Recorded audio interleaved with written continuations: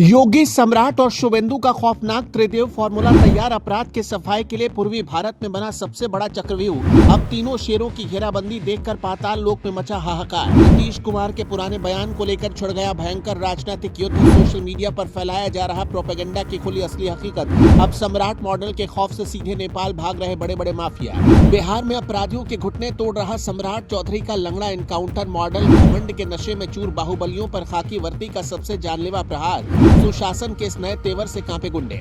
बिहार की राजनीतिक बिसात पर इन दिनों एक बहुत बड़ा और शातिर खेल खेला जा रहा है। मुख्यमंत्री की कुर्सी पर सम्राट चौधरी के बैठते ही सूबे की कानून व्यवस्था को लेकर जो ताबड़तोड़ एक्शन शुरू हुआ, उससे घबराए विरोधी अब पुराने और सड़े गले बयानों का सहारा लेकर नई सरकार को घेरने की नाकाम कोशिश कर रहे हैं।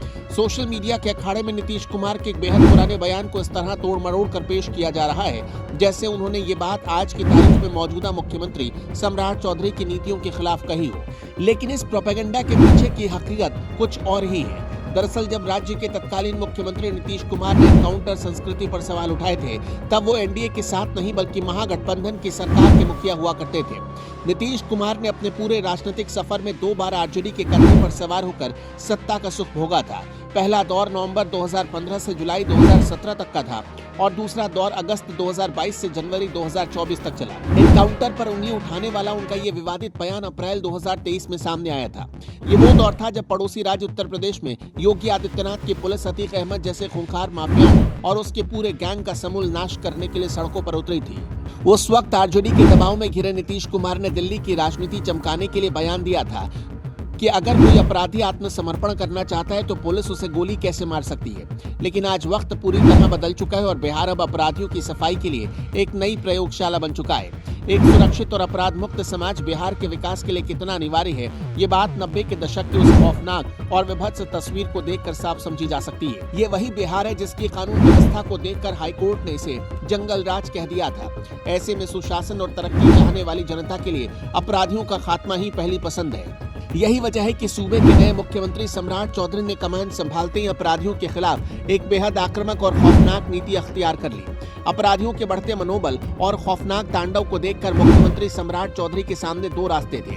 या तो वो पुराने नीतीश मॉडल के भरोसे हाथ पर हाथ धरकर बैठे रहते या फिर सीधे उत्तर प्रदेश के योगी मॉडल को कॉपी कर लेते।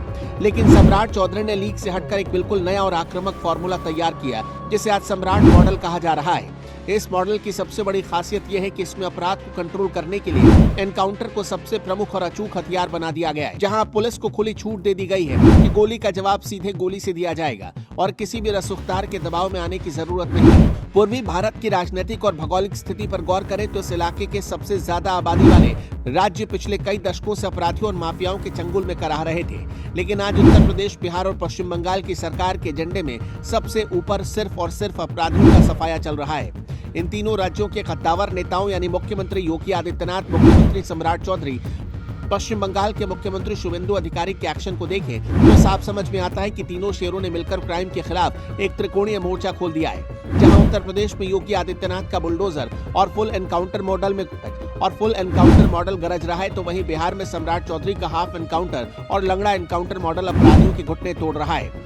उधर पश्चिम बंगाल में शुभेंदु अधिकारी ने एक ऐसा सख्त मॉडल लागू किया जहां पुलिस अपराधियों पर इस कदर टूट पड़ी है कि फिलहाल वहां एनकाउंटर की नौबत ही नहीं आई है। पश्चिम बंगाल की पुलिस आर्म्स एक्ट और स्पीडी ट्रायल के जरिए एक व्यापक सफाई अभियान चलाकर बड़े बड़े सिंडिकेट और गुंडों को सलाखों के पीछे ठूस रही है। लेकिन इसका मतलब ये बिल्कुल नहीं कि बंगाल में आगे एनकाउंटर नहीं होंगे। वहां की खाकी वर्दी भी इसी थ्योरी पर काम करे कि अगर अपराधियों ने अपनी हद पार करने की हिम्मत की तो उनके सीने को भी गोलियों से छलनी करने में कोई गुरेज नहीं किया जाएगा।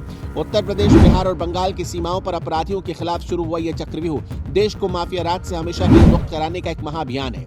इसे आप सम्राट चौधरी के उस बयान से बहुत आसानी से समझ सकते हैं जिसमें उन्होंने योगी आदित्यनाथ और शुभेंदु अधिकारी की त्रिशूलनुमा घेराबंदी का जिक्र किया था। सम्राट चौधरी ने साफ चेतावनी देते हुए कहा था कि अब अपराधियों को अपनी जान बचाने के लिए नेपाल भागने से कोई रोक नहीं सकता, क्योंकि बिहार के बॉर्डर पर खुद सम्राट, यूपी के बॉर्डर पर योगी आदित्यनाथ और पश्चिम बंगाल की सीमा पर शुभेंदु अधिकारी पूरी मुस्तैदी के साथ ढाल बनकर खड़े हैं। ये टिप्पणी आपको कैसी लगी कमेंट में जरूर बताइएगा।